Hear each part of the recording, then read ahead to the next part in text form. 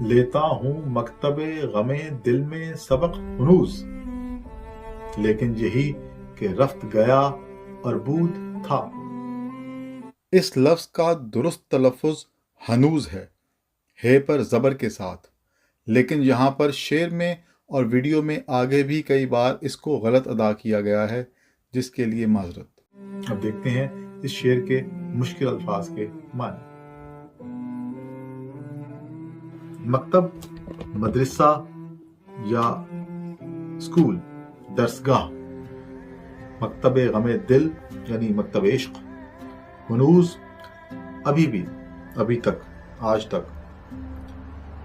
رفت گیا، بود تھا۔ رفت اور بود یہ دو ایسے الفاظ ہیں کہ جب کوئی فارسی سیکھنا شروع کرتا ہے تو شروع میں اسے ایسے سادہ اور آسان مصدر پڑھائے اور رٹوائے جاتے ہیں تاکہ فارسی کی بنیاد مضبوط ہو۔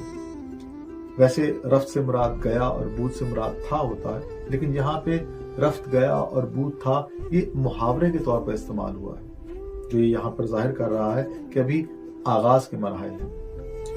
لیتا ہوں مکتب غم دل میں سبق ہنوز، کہ میں آج بھی مکتب غم دل یعنی مکتب عشق میں سبق لے رہا ہوں۔ ہنوز یہاں پہ ثابت کر رہا ہے کہ آج سے نہیں، ایک لمبے عرصے سے میں سبق لے رہا ہوں۔ ہنوز سے مراد آج تک، ابھی تک، ابھی بھی۔ تو سبق لینے والا ایک لمبے عرصے سے جو ہے وہ عشق کا سبق لے رہا ہے، لیکن آج بھی رفت گیا اور بود تھا سے آگے نہیں بڑھا، یعنی عشق کی الف بے سے آگے بڑھنا نصیب نہیں ہوا۔